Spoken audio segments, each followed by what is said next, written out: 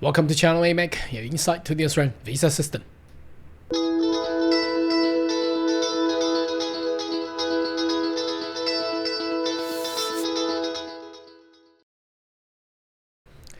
Good day everyone, my name is Carl Young, your online YouTube visa consultant. Are you interested about my grade to Australia? Why don't you consider to subscribe to my channel and turn on the bell on the side, so once all the updates and news, you'll be the first one getting all the insight. Alright, today's video I would like to take a little look at some of the articles. Now if you've been following my channel, you know that there has been an increase on the international student visa application fees. There has been all sorts of different policy introduced just to contain the international education sector, whereby it was they said it has been abused for the past years and tens of years. Now, it's not just Australia though.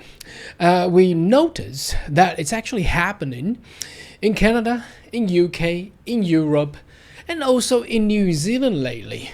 So what's happening? Is this a conspiracy, worldwide conspiracy, just to contain all the international students? Well, perhaps, but I think this is more towards a reason that the West hasn't been able to effectively, putting down the inflations. Despite that, the USA, for I think last week, they have shown numbers of the inflations have been dropped, but the unemployment rate has risen. So how would this actually affect the world of international education? Don't know, but I would like to raise this all the different information around the world for you to concern with, because obviously if you have subscribed to my channel or watching this video, you are some way considering studying abroad. Now, studying abroad worldwide perhaps would not be as easy as for the past 10 years, because every nation around the world is raised up their criteria. So let's have a look at some of the news, and we'll have a little chat, just talking about how this will actually affect in the future and how I feel about it. Now, as you can see from this article, I think this came out on the 14th of August, that was last week. So from Bloomberg, as you see, the title reads Global Immigration Crackdown ensnares students abroad. So this is happening in UK, Netherlands, Canada, Australia, Titan, and a lot more other countries. Now, why are they targeting on students? I think for the past 10 or 15, perhaps 20 years, the international sector, education sector, has actually grew to a mega giant, where do they still keep the quality of academic studies? Perhaps not. It's more about getting people out, getting a legitimate visa to be out and claim to be a student, but perhaps the intention was not to study, was to do something else, for example, work. So that has been a global crackdown on this issue, especially on the international education sector. As I had previously said, I think this is good.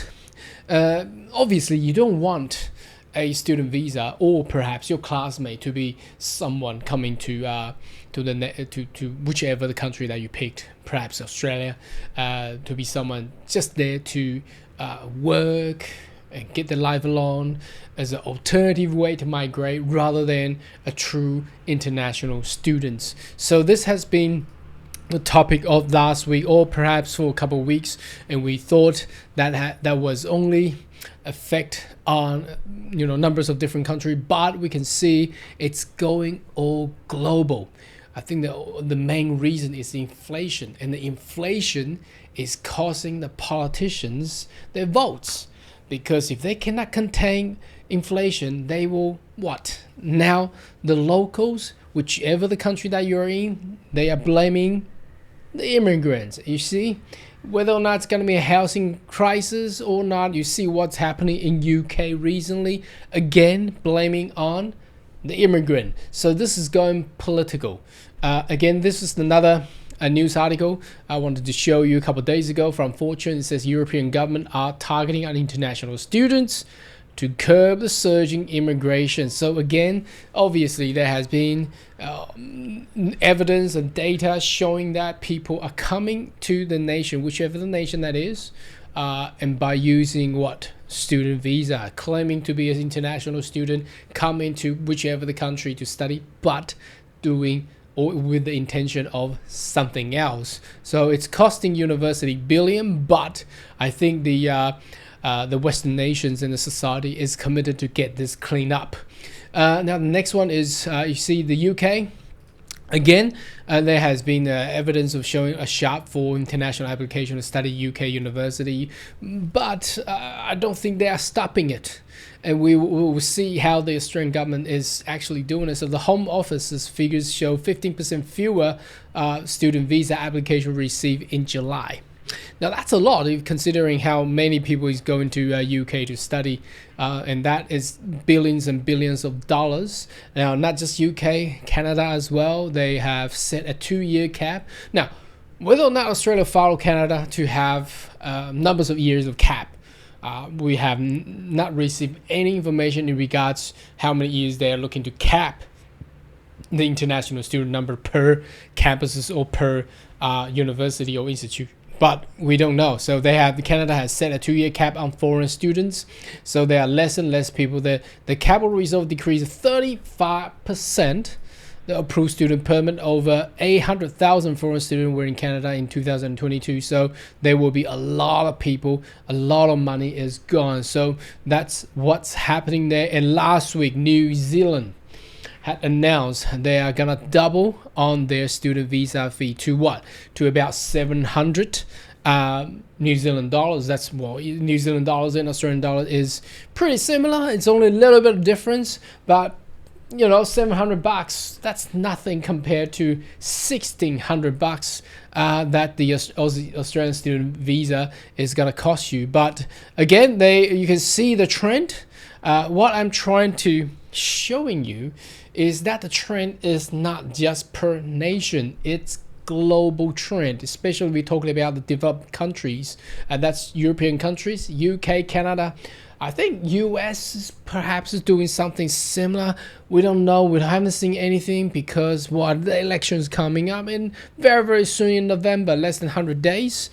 So I think they will leave to the next administration to make their decision. But I think for this trend, US is gonna follow ultimately, or perhaps I don't know about the US law, but if you do know about US student visas, perhaps they're already doing something similar as well. Now, coming back to Australia, there has been a news came out last week.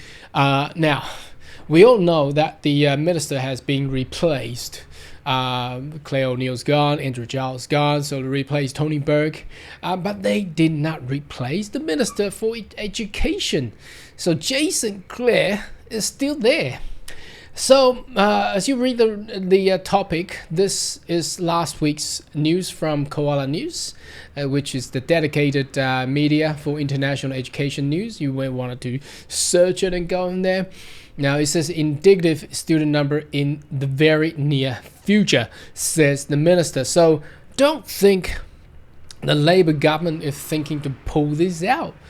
As I had mentioned in the first half of this video, it's not just Australia. It's the European country, it's the UK, Canada, it's New Zealand. Everybody's doing it. So why not Australia? So the Jason Clare, the Minister for Education, will continue. Despite there has been a Senate hearing, there has been a lot of university or representative of University of Australia came out basically blasting how bad this law will actually have an effect on the international education sector. The minister is still pushing through, and they even give it a time frame. I mean, this is very tiny, but I'll read them out for you. So 6th of August, that's the first hearing. 13th of August, there will be a bill passed through the lower house. 14th of August, Senate agreed to extend the Senate committee report, and the 15th of August, Senate committee initially due to report on the bill. 20th of August, this is all happening. This will happen in this month. So 20th of August, that's going to be, what, tomorrow. A question on notice of Senate committee on the first hearing, and the last week of the August was second hearing for the Senate committee to the bill. September, inquiry to the bill due, and December ministerial instrument must be placed, determine enrollment limits.